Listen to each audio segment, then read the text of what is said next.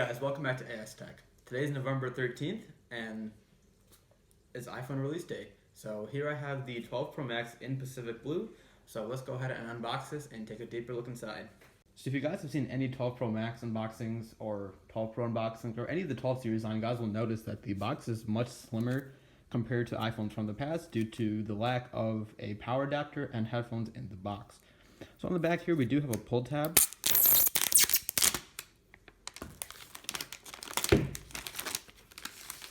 And we can just lift up the lid from here. And right on top is the iPhone 12 Pro Max. So I'm going to go ahead and put this off to the side for just a second. And so here we do have a USB-C to lightning cable. And in here we have some paperwork. So we have the SIM ejection tool, some iPhone information. Not entirely sure what this is because I never read it. And let's be real, who does? And then just one Apple sticker.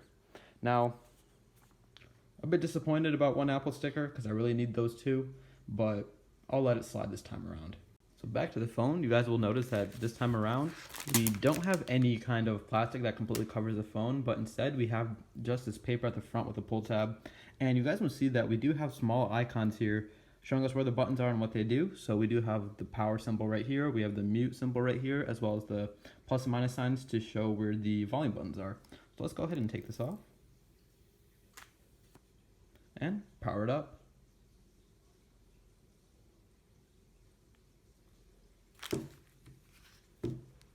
So my first impressions of this phone is, yeah, it's big.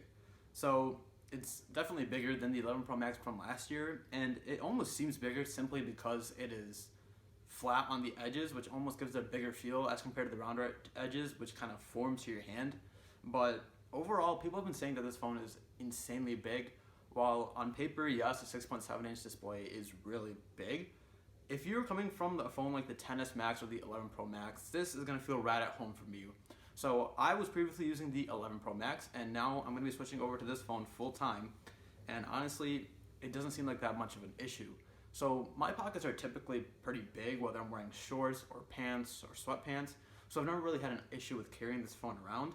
But it is definitely big, and that is something to keep in mind if you do wear skinny jeans or you have very small pockets, that you're going to have to carry this around every single day.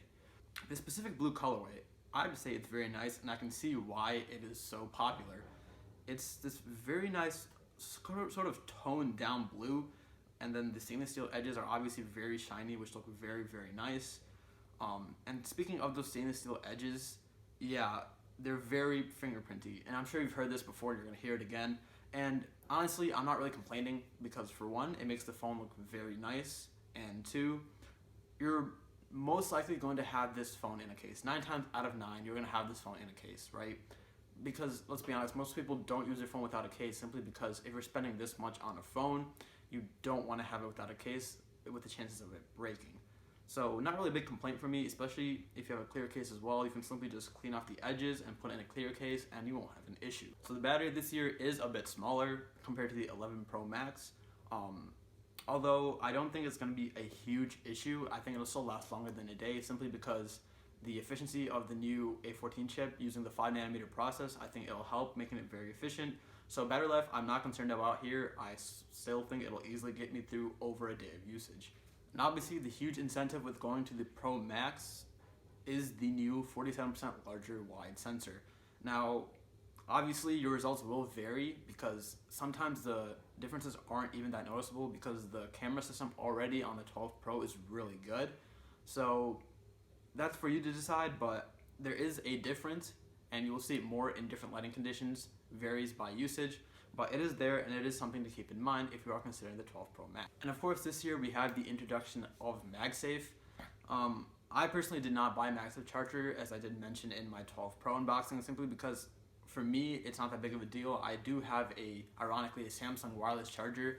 And while yes, the MagSafe does help with aligning the coils to make sure that you don't wake up without charge, I typically make sure that my phone is charging, so most of the time I am okay, but I do think it is good for those people who want the extra assurance, so it is there. Another thing that's new this year is the LiDAR sensor. Now, I don't think this should be on your list of things to upgrade for, simply because there isn't really enough apps on the App Store that utilize this. Now, There are cool things you can do with it, such as scanning your room or measuring things, but I don't think that there's enough utilization of that scanner right now for it to be a reason to upgrade.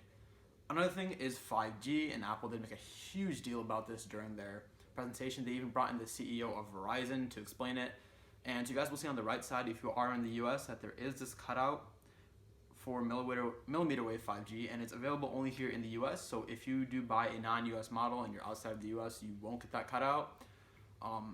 This is also something I don't think is worth upgrading for right now, simply because it's just not that widely available. It's only really available in remote areas, and only very, very specific areas have those really fast millimeter wave speeds.